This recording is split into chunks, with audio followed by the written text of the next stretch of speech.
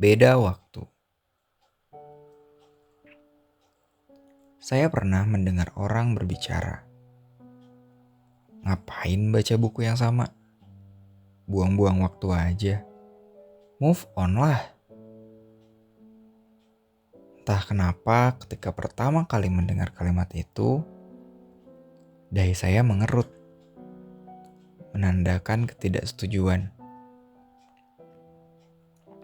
Bukan karena belum bisa move on, tapi justru karena hal itu tidak saya rasakan.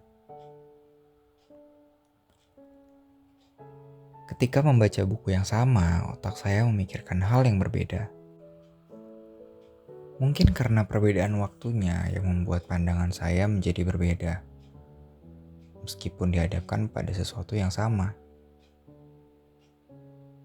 Bahkan hingga saat ini, saya rasa manusia bisa belajar banyak meskipun dihadapkan pada sebuah rutinitas. Jika ia sedikit menelisik dan menjeda diri untuk memaknai rutinitasnya, kesan baru mungkin akan terbentuk. Sebab seringkali kalimat yang sama menyentuh pada bagian yang berbeda pada diri saya, memberikan makna dan pelajaran yang berbeda. Contohnya, dulu saya menulis kalimat capaian kecil adalah sebuah prestasi di sebuah memo dan menempelkannya ke dinding kamar untuk menyemangati diri yang saat itu sedang belajar. Ditulislah kalimat itu untuk mengingatkan diri ini supaya lebih ramah pada diri sendiri. Tapi, ketika apa yang saya inginkan sudah tercapai, semua yang ada di hadapan pelupuk mata saya adalah hingar-bingar ambisi tak berujung yang terus memerah stamina saya untuk berjalan tanpa istirahat. Sampai saya ada di titik di mana bahwa diri ini amat sangat tidak bisa diandalkan. Payah, pecundang, dan semua kata makian yang biasa kamu lihat pada film bullying.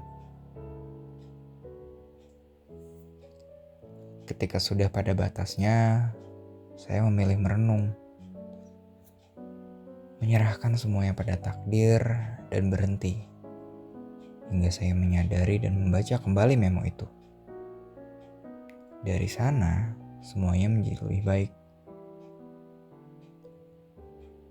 Sepertinya diri ini terlalu keras memerah ambisi, hingga lupa untuk menjadi lebih manusiawi. Jahat banget sama diri sendiri ya. Saya mulai sadar dan paham bahwa menulis untuk mengingatkan diri sendiri ternyata sangat penting. Sebab kita bisa saja butuh untuk diingatkan. Contoh lain. Foto yang kamu lihat saat ini adalah jam tangan milik ayah saya. Saya tidak pernah menganggap hal itu spesial. Hingga akhir-akhir ini saya baru tahu kalau jam itu hampir mustahil untuk diperbaiki di kota tempat saya tinggal. Bukan karena serusak itu, tapi sekompleks itu. Dan benar sekali, saya menjadi sangat-sangat sayang pada benda satu ini. Terlebih, karena memang saya tidak pernah benar-benar mengenal ayah saya hingga sekarang. Unik bukan? Pengalaman dan pelajaran hidup akan mengubah manusia. Itu juga yang membuat saya yakin bahwa sesuatu yang sama akan memiliki makna yang berbeda jika dilihat di waktu yang berbeda. Maka dari itu, tidak masalah jika kamu suka membaca buku yang sama, mengucapkan kalimat yang sama, menggunakan barang yang sama, atau memiliki kebiasaan yang sama.